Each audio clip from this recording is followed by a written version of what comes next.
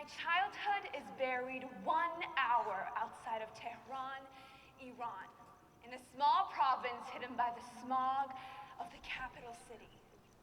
It's home to traditional villas that echo with children's laughter, and I'm biased, but my grandparents' home was the jewel of the alleyway. My grandfather's light blue Peyton car rested easy in the garage. It was a rare occasion that it was ever driven. The doorbell sounded like shrieking cats and dogs, and it took my grandfather approximately 3 minutes and 38 seconds to open up the metal doors with glass cutouts. I would frantically run into the villa and drop my school bag on ancient Persian rugs. There was one place I wanted to be, sitting on their metal porch swing with no cushions.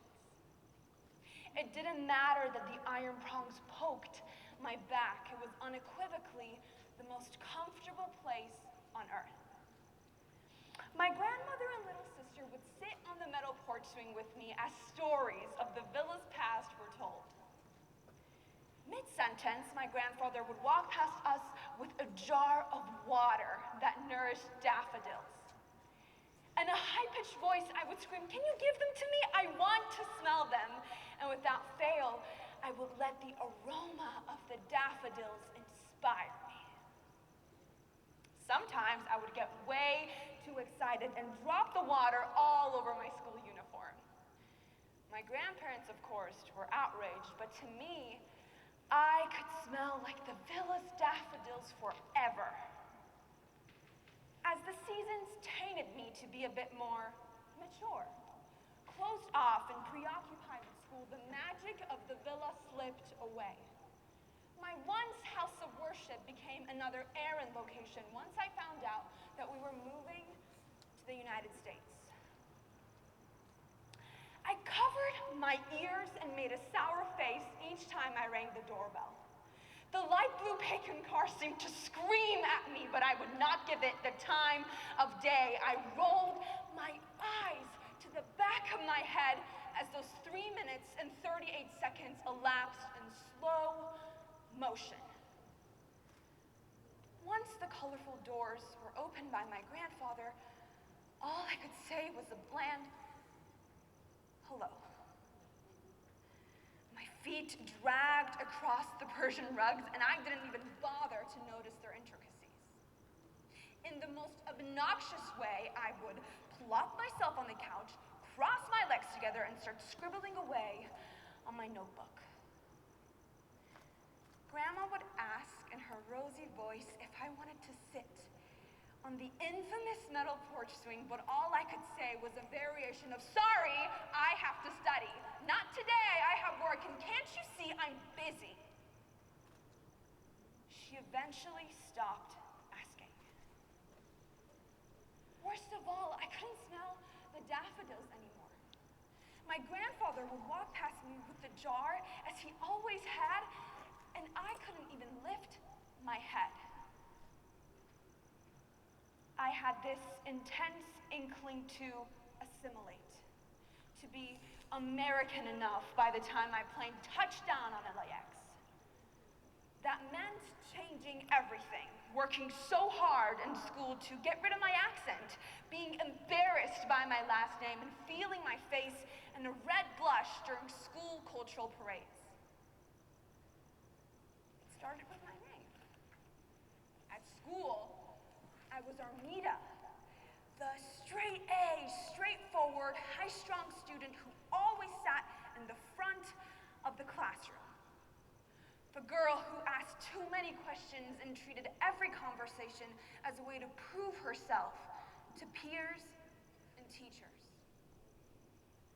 At home, I was what Iran called me, Armita, the selfish, introverted, irrational eldest daughter who could have been more considerate. Armita was the personification of the American dream, the ultimate pinnacle of existence. Armita was suddenly less than a failure. Then came the rejection. I secretly hated going to school in traditional Persian attire for cultural parades. Even though it was mostly in my head, I felt like the entire world was mocking me in that glittery skirt and headscarf. When I looked at myself in the mirror, all I could say was, "Look at you. Do you have blonde hair? No. Do you have blue eyes? No. Are you skinny enough? No. Then why on earth would you show up to school like this?" I got caught up in this obsessive internal dialogue, and I figured that my grandparents in the villa were always going to be there. My cloud of comfort suspended junior year of high school when we got a call saying that my grandfather had passed away. It took me 3 minutes and 38 seconds to realize that I actually couldn't smell the daffodils anymore. It didn't matter what I looked like or how my name was pronounced. God, how stupid those things were. I spent so much time trying to reject who I was that I missed out on embracing the present moment. I missed out on moments with my grandfather that I will never get back. I am left in a ridge of guilt and a desperate pining for redemption. There are daffodils everywhere. I see them in the trees, in the air, blowing in the rising sun. Not a single moment escapes me without their petals clouding my judgment, a constant reminder of what could have been. Would my conscience be at ease if I was less selfish? If I cared enough to listen, if shiny new dreams didn't distract me? Maybe. All I know is that memories of the metal porch swing and the aroma of rose water that filled the villa pound in my heart. In my dreamland, they're close enough to touch, but fickle enough to escape my grasp. I can't blame anyone but myself, but the blame game is utterly exhausting. Every moment spent constructing mythical cathedrals of what could have been is another wasted. Redemption isn't retrieved through obsessive analysis of the past. I realize that I'm only vindicated once I accept the mistakes of yesterday and live today, in the present moment.